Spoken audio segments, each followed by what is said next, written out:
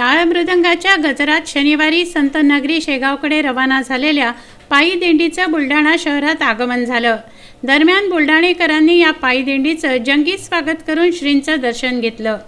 वालसावंगी गावातील सुमारे 1700 भाविकांचा या दिंडीत समावेश आहे।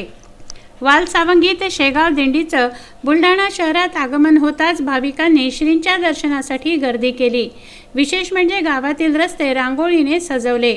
पायी दिंडीचं मार्गक्रमण सुरू होताच ठिकठिकाणी भाविकांनी गजानन महाराज यांच्या पालखीचं पूजन केलं।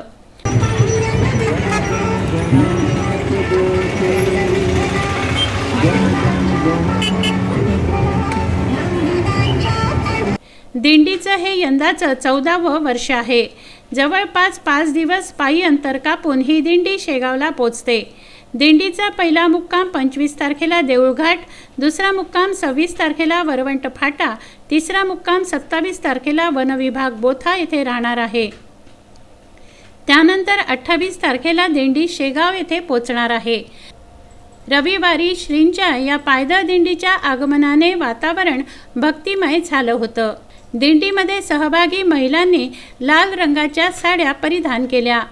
हातामध्ये भगवा घेऊन निघालेल्या या दिंडीमुळे अवघी दिंडी भगवामय झाली होती।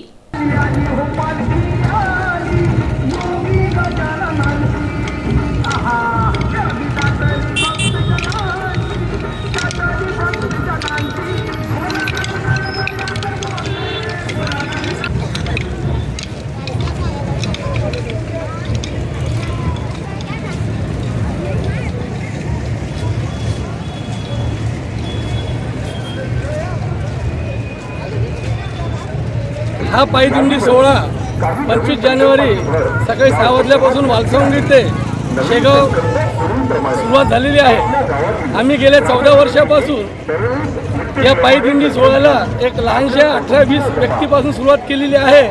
ती आजपर्यंत 1800 ते 2000 पर्यंत पोहोचलेली आहे। यामध्ये या दिंडीचा सोहळ्याचा उद्देश हा आहे की या दिंडीमध्ये आज पाहतो सुरुवातीपासून स्वयंस्फूर्तीने सर्व भाविक भक्तांनी स्वयंस्फूर्तीने जेवणाचा कार्यक्रम, चहा पाण्याचा कार्यक्रम दिलेला आहे। सुरुवातीचे 4 वर्ष आम्ही स्वतः आमचा परिवार या दिंडीची सेवा करत आलो, आजपर्यंत करत आहे।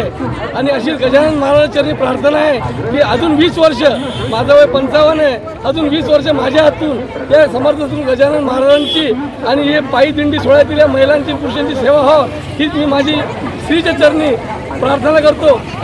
प्रशांत खंडारे, विदर्भ न्यूज, बुलढाणा।